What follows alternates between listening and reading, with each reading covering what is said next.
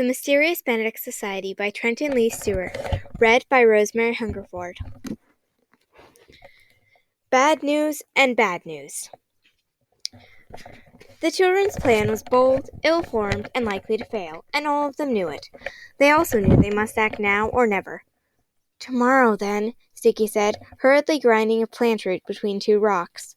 When he was finished, Constance swept the powder into a small bag and handed him another root. "Yes, tomorrow," said Kate, standing guard on the hilltop, a few yards up the path. "And let's hope it's not too late." "I wouldn't want it to be any sooner," said Constance. "I don't particularly look forward to tomorrow." She contemplated a few pulpy grains of crushed root clinging to her fingertips, and resisted, for the 20th time, the temptation to see what they tasted like. Sticky had warned her that wild chuckroot, or Euphobia upchuckenbay, as is more widely known, was a powerful emetic. Constance had never heard the word emetic, but for once she hadn't required an explanation. It was clear from their plan, and from Sticky's mischievous grin, that by tomorrow most of the students of the Institute would be barfing up their suppers. Those suppers had yet to be eaten, however. It was the end of the school day, not yet supper time, and the uneasy members of the Mysterious Benedict Society were the only children outside in the chill air. The other students were either in their rooms studying or watching television, but the moment class was dismissed, Sticky had led his friends up here, just over the top of the hill beyond the gym. It was here, on the day they had encountered Mr. Bloomberg, that Sticky had spotted the patch of wild chuckroot, along with various other plants whose Latin names he rattled off and the others promptly forgot. "This should be enough," Sticky said, grinding up the last bit of root. He dusted his hands vigorously. Then, considering what would happen if he absent-mindedly touched his lips, then absent-mindedly licked his lips, Sticky dusted them again. And a few minutes later, when the children were gathered on the hilltop, he dusted them again. "I'm actually starting to feel guilty about this. Can you believe it?" "Maybe it means you still have a conscience," Rainey said. Kate snorted. "Or maybe it means you're sympathizing too much with the enemy. Personally, I don't feel the least bit guilty for sending a bunch of bullies on an emergency trip to the bathroom." Sticky wiped his hands on his pants. "Don't let your feelings make you too ambitious on this one, Kate. If you overdo the dose, you might hurt somebody." "And it isn't just messengers getting the stuff," Rainey reminded her. "That would be too suspicious. It has to be everybody." Kate rolled her eyes. "Who needs parents when I have you two? Don't worry, I won't kill anyone. And I promise not to enjoy it the tiniest bit if Martina turns green."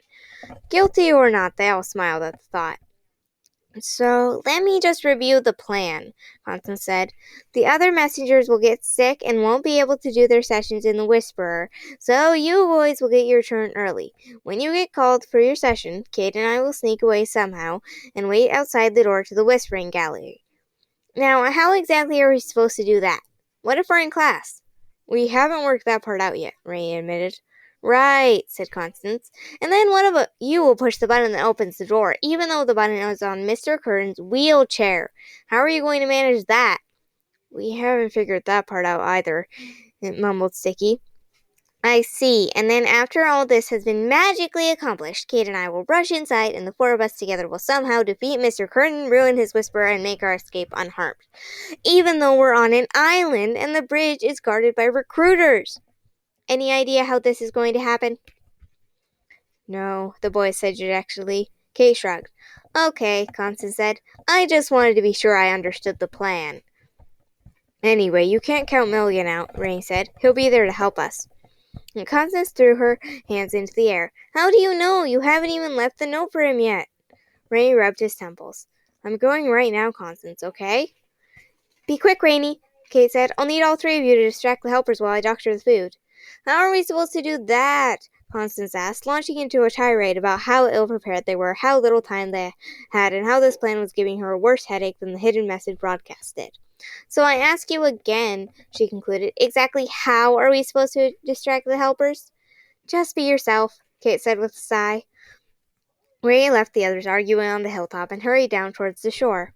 He had insisted he be the one to hide the note. Kate would have loved to sneak down to the culvert again, but this was not a clandestine operation. It had to be done in the daylight. Rainey did take a route that made it difficult for him to be seen in the Institute grounds, but if he was spotted, he had invented a good explanation. In one pocket, Rainey carried a note for Milligan that told him of their plan. In another pocket, he carried a sketch of the island bridge, in which Rainey had spent most of 2 class periods working on from memory. He was a fair artist and felt modestly satisfied with the result until Kate glanced at it after class. "Not good?" he asked, seeing her brow wrinkle.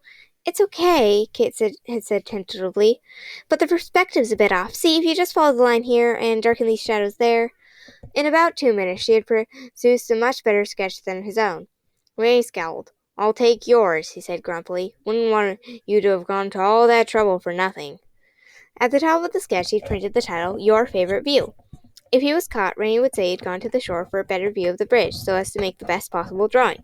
The drawing, of course, being intended as a present for Mr. Curtin. Hurrying along at the bottom of the incline, just out of reach of the lapping water, Rainey patted his pockets anxiously. Both pieces of paper were there. Good. Now don't step in the water, he told himself. Wet shoes might drive suspicion. And be sure the note doesn't stick out when you leave it. Cover it completely with the rocks. And don't leave any footprints. It's a miracle footprints didn't sink us last time. Only poor old SQ spared us that disaster. Rainey found the culvert and marked off 20 paces from it. He looked around. Not a soul to be seen.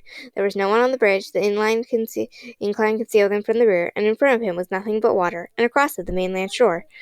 It occurred to him that Mr. Benedict and his crew were probably watching him through a telescope right now. He stared towards the trees across the channel. No doubt they could see him. The question was whether he would ever again see them. Ray gave a melancholy little wave, one part hello and one part goodbye, then bent and hid the note between 2 big rocks. Be sure, Ray reminded himself. Had he stacked the rocks carefully? Had he made sure the note couldn't be seen? Had he left any telltale footprints in the sand? Satisfied on all counts, he hurried back the way he'd come, anxious to put distance between himself and the note. As he left the shore and started up the incline, Ray considered what to do with the sketch. He didn't think he'd been spotted, but he should save it just in case. If someone confronted him about it later, he'd have an excuse in his pocket. Ray patted his pocket, but the sketch wasn't there. How could it not be there? Hadn't he put it in his left pocket? He reached into his other pocket and felt the paper. He must have had it confused. Or had he? He took out the paper to be sure, then stared at it in disbelief. He took out the paper to... It was his note! He had left the sketch under the rocks! Now things were getting dicey. Kate needed his help, and it was almost time for supper, but they absolutely had to contact Milligan. You can do it, Rainey told himself. You'll just have to run. Rainey ran, down the incline, watching his step on the rocks, careful not to get wet, careful not to leave prints. Soon he made his way back to the 2 stacked stones. He glanced quickly around. Shore, bridge, water. All clear. Exchanging the note for the sketch, unfolding the note to be certain this time, he put the stones back, checked one last time for footprints, and ran off as fast as he could. 2 minutes later, Rainey was alone on the plaza, breathing hard. He saw SQ Battalion appear from behind the Institute Control Building, but there was no way SQ could have seen him, and there was no one else in view. Ray wiped his brow. That was a lot of excitement over nothing. He waved to SQ and hurried on, not wanting to get caught up in a conversation. No time for that. The others were waiting. As it happened, SQ was in a hurry, too. All day long he had been tormented by his mistake. How could he have been so foolish as to wipe out the spy's footprints? Such a ridiculous blunder. And all day long he thought maybe, just maybe, if he were to go back down there and take a closer look. SQ picked up his face, feeling more eager with every step. He would skip supper and spend the entire hour searching. Wouldn't it be something if he did find the spy's footprint after all? Or some other clue? They had scoured the area pretty carefully before, but you never knew, did you? How wonderful it would be if he could redeem himself in Mr. Curran's eyes. And so it was that with longer and longer strides, SQ Battalion hurried across the plaza and down the incline, towards the shore, towards the culvert, towards the place where Rainey, in his anxious hurry, had stacked the 2 stones just a little less carefully than he'd done the first time, toward the place where one corner of the note stuck out, flickering in the harbor breeze like a tiny white flag of surrender. When supper time came and the cafeteria roiled once again with rowdy students, the members of the mysterious Benedict Society suddenly developed an apparent dislike for anything salty or sweet. They loaded up the trays as usual, to avoid suspicion, but carefully avoided touching their forks to anything but green vegetables. You couldn't have saved even one kind of pastry, Kate? Asked Constance, screwing up her face to swallow a Brussels sprout. She barely managed it, gulping it down with plain water rather than her orange-flavored soda. These might as well be poisoned. Better safe than sorry, said Kate through a mouthful of lima beans. Anyway, I didn't have time to pick and choose, you know. All around the cafeteria, children were stuffing themselves with their usual favorites: greasy foods, savories, and sweet treats, and guzzling chocolate milk and soft drinks. Rainey, meanwhile, spared a dry lettuce leaf with his fork, and thought, so far, so good. And despite his bland supper, despite the nagging broadcast in his head, and despite the uncertainty of his plan, he felt stirring in his heart a good feeling that might pass for hope. Kate had spread the powder, Rainey had delivered the note to Milligan, and neither of them had been caught. At least some parts of the plan were going as hoped. It really was a good feeling. But it didn't last long. Jilson appeared in the cafeteria, a jubilant grin on her face, and came straight over to their table. Without asking, she crowded herself into a seat between Rainey and Kate, her wide shoulders forcing them to draw their arms close together over their trays like praying mantises, and snatched a cream puff from Kate's tray and said, "Hi there, Squirts." Kate frowned, but only out of principle. Privately, she was delighted. "Help yourself," she said coolly. "Thank you, I will," Jilson said, gulping the cream puff down. "Listen, I have good news and bad news, and I thought you kids would be particularly interested. You heard about SQ's bungling the spy business, right?" "It does ring a bell," said Rainey, who didn't like where this was going. "Well, guess what?" Jilson said. "There's been a new development. SQ went back down to the culvert just now to take one last look around, and he found something." The children could only stare at her, stricken with dread. They were also confused. If SQ had found the note, then why weren't they already in trouble? Was Jilson toying with them? "Now, as I said, there's good news and bad news," Jilson went on. Feeling as if they'd just been given very bad news indeed, Rainey had to stop himself from asking what the good news was. "The bad news," Jilson said, "is that what SQ found, a curious piece of paper, was destroyed before he could read it." "That's terrible!" the children cried, trying to cover their relief. It was all too plain on their faces, and they knew it. Luckily, Jilson didn't notice. She placed a hand on her belly and frowned. After a moment, she belched, smiled with satisfaction, and continued, "Don't worry. The good news makes up for it. The spy's been caught." The children looked at one another. "Caught?" Jilson belched again and scowled. "Must have eaten too much pudding. Yes, caught, like a rat in a trap. Turns out it was a man disguised as a helper. Came out of nowhere, snatched the paper from SQ, and tried to run away. But Jackson heard SQ shouting for help, and some recruiters on the bridge had saw it happen, so in no time they had the spy surrounded. He tried to fight them off, but he was no match for our guys, I can tell you. He is in a classroom right now, under heavy guard." Rainey felt as if he'd been kicked in the belly. They had lost Milligan. Why are you telling us this, Jilson?"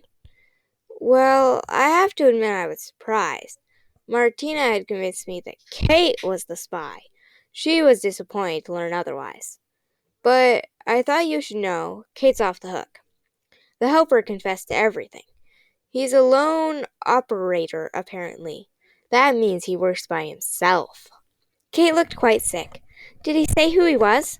"We don't know his name, but he was on the island once before, years and years ago.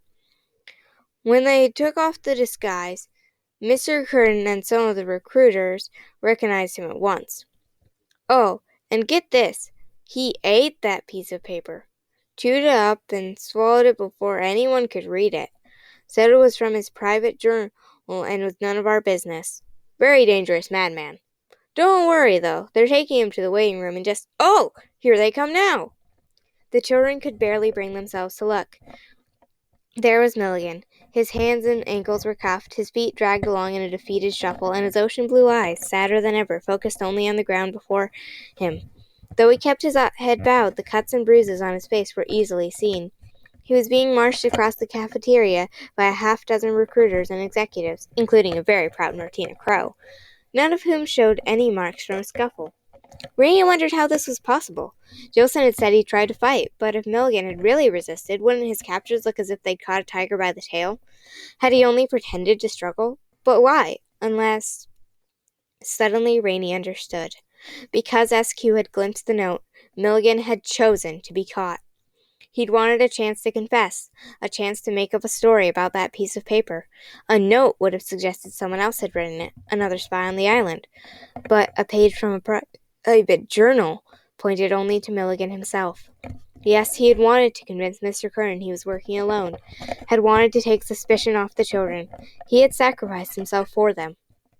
As Milligan passed through the cafeteria, the whole place erupted in applause for the executives and recruiters, then horrible boos and jeers for the captured spy. The miserable man was led past their table, right past the grateful and heartbroken children he'd saved, but never did he look up or reveal any awareness of them. "Boy, doesn't he look glum?" Jolson said. Kate started to speak, but a catch in her voice made her words incomprehensible. She was thinking exactly what her friends were thinking. Milligan had said he would die before he let any harm come to them. Sticky's discovery. M captured. Must face Whisperer tomorrow. Please advise. Still no response, Sticky reported from the window. The others waited in depressed silence. Already the stomach virus had spread like wildfire. Already the bathrooms in the Best of Health Center were crowded with students. The success of their scheme had done nothing to boost their spirits. Not even the sight of Jolson hurrying down a corridor with her hand over her mouth, clutching a paper bag in case she didn't reach the bathroom on time. Not even this managed to cheer them. Time was slipping away, and they'd been forced to abandon the hope that they'd nurtured in the backs of their minds. The hope that if things went terribly wrong, Milligan would be there to save them somehow. After another interminable minute had passed, Kate said, "I'm sick of waiting. I say forget the plan and let's try to rescue Milligan instead." Sticky was taken aback. "But he's under a heavy guard. We wouldn't stand a chance." "We don't stand a chance either way, do we?" said Kate. "That isn't like you, Kate," said Rainey, surprised. "I think the broadcasts are getting to you." Kate frowned. You're right. I'm sorry." "Wait, here comes a response," Sticky said. "What in the world? Can that really be it?" He began signaling with the flashlight again. "For crying out loud, what are you doing, George Washington?" demanded Constance. Though the others wouldn't have thought it possible, Constance grew steadily crankier as the improvement drew closer. "Did they send a message or not?" "I'm asking them to repeat it." But when the message was repeated, Sticky was left scratching his head. "It's just an old saying. Laughter is the best medicine." "Are they joking?" Kate said. "Maybe it's their way of saying for us to cheer up, to have hope," Sticky said. Rainey didn't think so. "That's too light-hearted. They wouldn't expect us to feel like that, not with Milligan taken prisoner. It's a riddle of some kind. Important advice. We just have to figure out what it means." "For once, I'd like a straight answer," Constance grumbled. "It's ridiculous that they do it this way. It isn't right." "They have to be careful, don't they?" Sticky said. "If they gave us a straight answer and someone else saw it, we'd be in even worse state." "How much worse shape could we possibly be in? I'm tired of being careful, and I'm tired of their dumb codes, and I'm tired of you all treating me like a stupid baby." "Easy now, Constance," Rainey said as calmly as he could. "We're all frustrated and upset, and I know you're scared." "Shut up!" Constance snarled. "I'm sick of you, too. Who made you king, anyway?" "Why don't you shut up?" Rainey snapped. With that, the first time Rainey had ever spoken so sharply to her, Constance lapsed into furious silence. The others, disgruntled, turned their energy towards solving the riddles. But Sticky and Kate were not the best puzzle solvers, and Rainey was lost in his mental fog bank.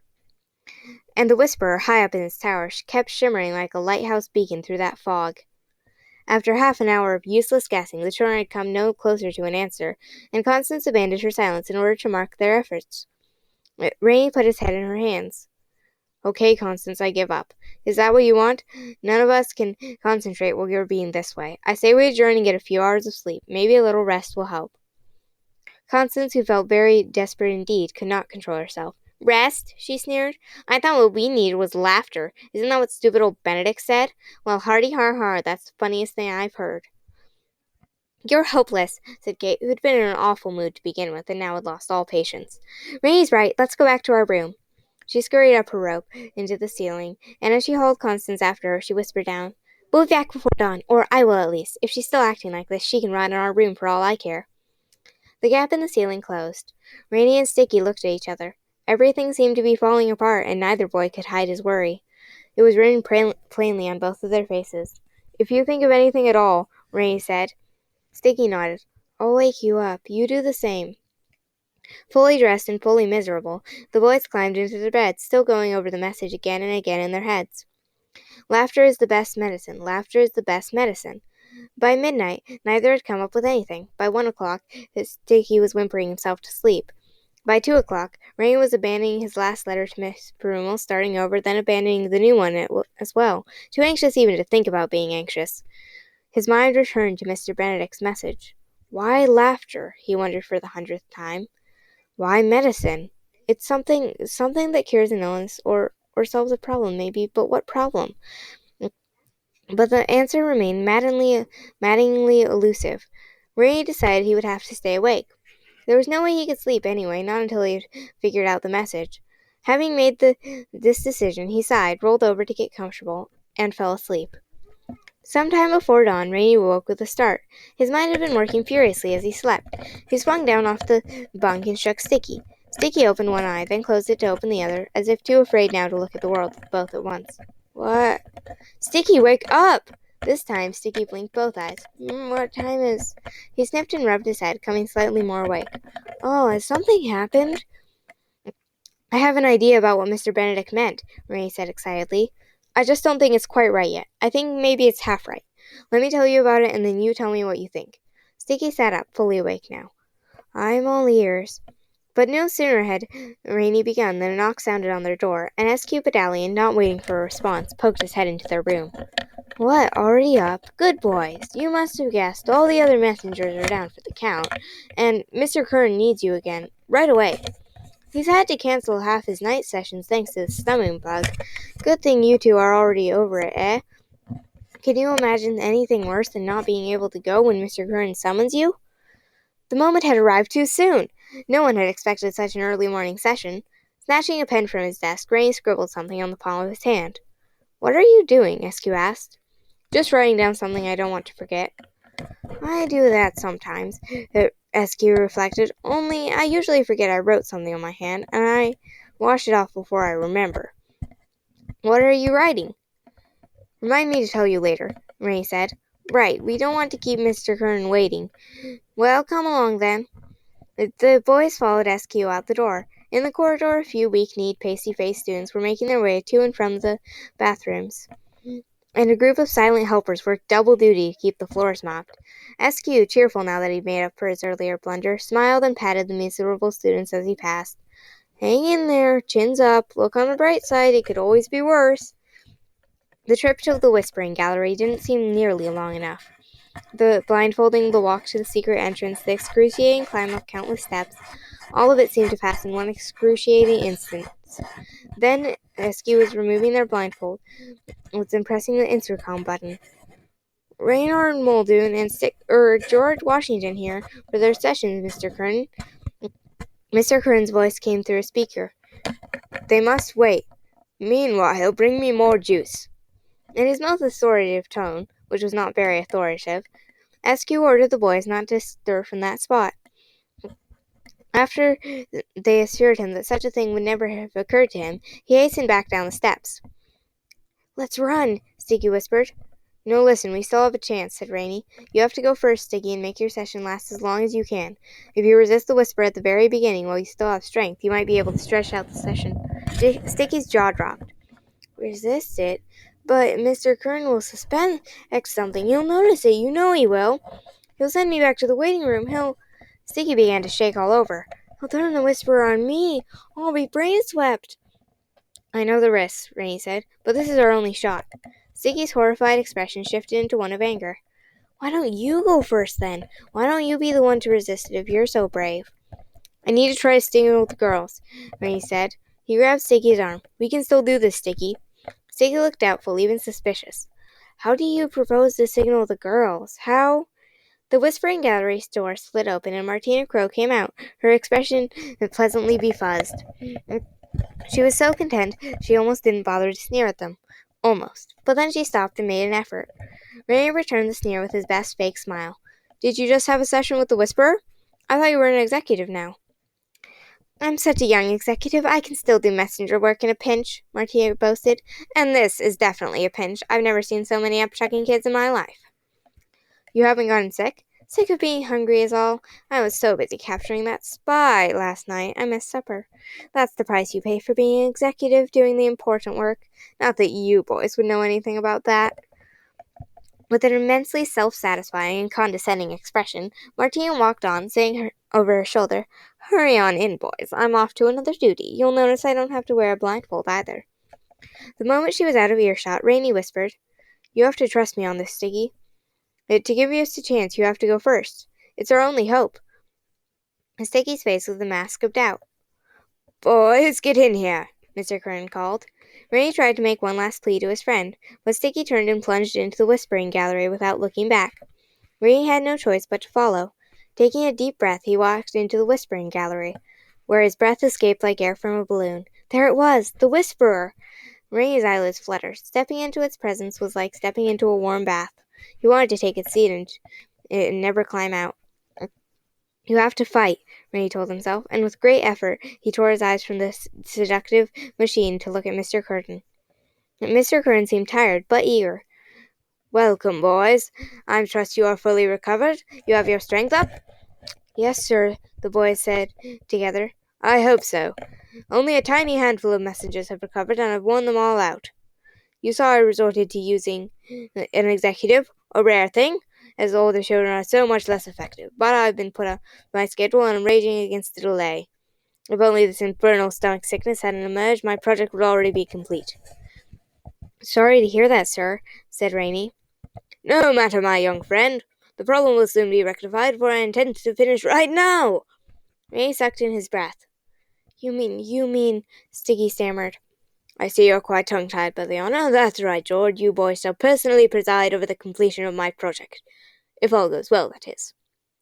The boys forced weak smiles. Mr. Curran clapped his hands together. "Now, here's our task. First we shall have a last session devoted to old material, the last of the lessons. Then we shall have a session of entirely new material hot off the presses." Mr. Curran waved his journal triumphantly. "I've just completed it." Ray tried to stall. "Shouldn't we take time to study it, sir?" "No, Reynard, in this case simplicity is essential. My whisper is designed to soothe troubled minds, and nothing soothes the mind more effectively than a simple answer to a complicated problem." "Mr. Curran, sir?" Sticky asked. "Do you still plan to close the Institute?"